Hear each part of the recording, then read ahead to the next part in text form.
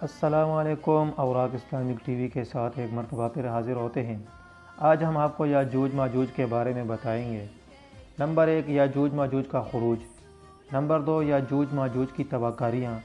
Number 3، حضرت عیسیٰ علیہ السلام کی دعا اور یاجوج ماجوج کی ہلاکت۔ نمبر 4، یاجوج ماجوج کی نعشوں سے نجات۔ اس سے پہلے اگر آپ نے ابھی تک ہمارا چینل سبسکرائب نہیں کیا تو سبسکرائب کریں، لائک کریں، شیئر کریں اور اپنے آگاہی کمنٹ میں ضرور بتا دیجیے گا۔ تو شروع کرتے ہیں۔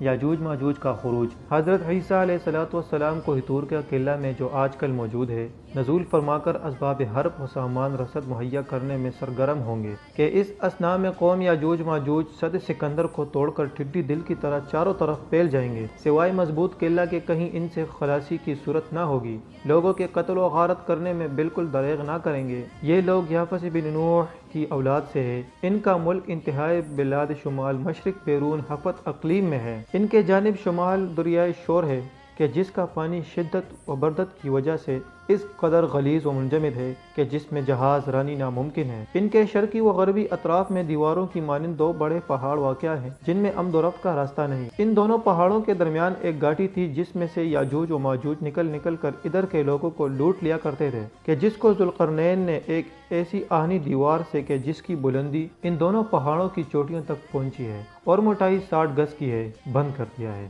پس وہ دن بھر نقب زنی اور توڑنے میں مصروف رہتے ہیں، مگر رات کو خداوند کریم اپنے قدرت کاملہ سے ویسا ہی کر دیتا ہے۔ جناب پیغمبر خدا صلی اللہ علیہ وسلم کے وقت میں اس میں اتنا سوراخ ہو گیا تھا کہ جتنا انگوٹھے اور کلمہ کی انگلی کے درمیان حلقہ سے پیدا ہوتا ہے، مگر ابھی تک اس قدر نہیں کہ آدمی نکل سکے۔ جب ان کے خروج کا وقت آئے گا تو یہ دیوار ٹوٹ جائے گی اور وہ اس میں سے نکلیں گے۔ نمبر 2، یاجوج ماجوج کی تباہ کاریاں۔ ان کی تعداد اس قدر ہے کہ جب ان کی اول جماعت بحیرہ طبریہ میں پہنچے گی تو اس کا کل پانی پی کر خشک کر دے گی۔ بحیرہ طبریہ طبرستان میں ایک مربع چشمہ ہے کہ جس کا پھاٹ 7 یا 10 کوس تک ہے اور نہایت گہرا ہے۔ جب پچھلی جماعت وہاں پہنچے گی تو کہے گی کہ شاید اس جگہ کبھی پانی ہوگا۔ ظلم، قتل غارت، غریب پردہ دری، عذاب دہی اور قید کرنے میں مشغول ہو جائیں گے۔ اسی کیفیت سے چلتے ہوئے جب ملک شام میں آئیں گے تو کہیں گے اب ہم نے زمین والوں کو تنسیت و نابود کر دیا، چلو آسمان والوں کا بھی خاتمہ کر دے۔ پس آسمان پر تیر پھینکیں گے، خداوند کریم اپنے قدرت سے ان کو خون آلود کر کے لوٹا دے گا۔ یہ دیکھ کر وہ بڑے خوش ہوں گے کہ اب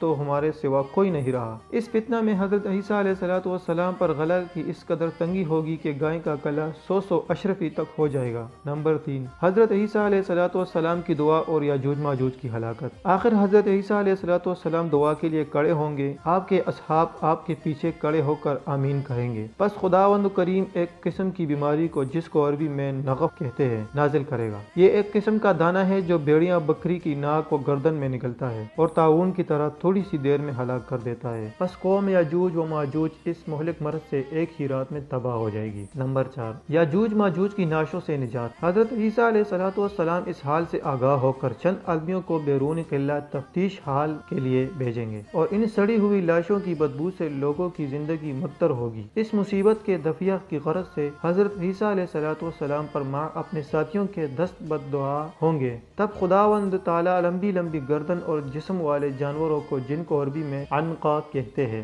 بھیجے گا۔ پس وہ جانور بعضوں کو تو کھا لیں گے اور بعضوں کو مختلف جزیروں اور دریائے شور میں پھینک دیں گے، اور ان کے خون و زرد آب سے زمین کو پاک کرنے کی غرض سے بہت بڑی بابرکت بارش ہوگی جو متواتر 40 روز تک رہے گی، جس سے کوئی پختہ و خام مکان، بڑا خیمہ اور چپڑ بغیر ٹپکے نہ رہے گا۔ امید کرتا ہوں آپ کو آج کی ویڈیو اچھی لگی ہوگی۔ اپنی رائے کمنٹ میں ضرور بتا دیجیے۔ نیکسٹ ویڈیو کے لیے خدا حافظ۔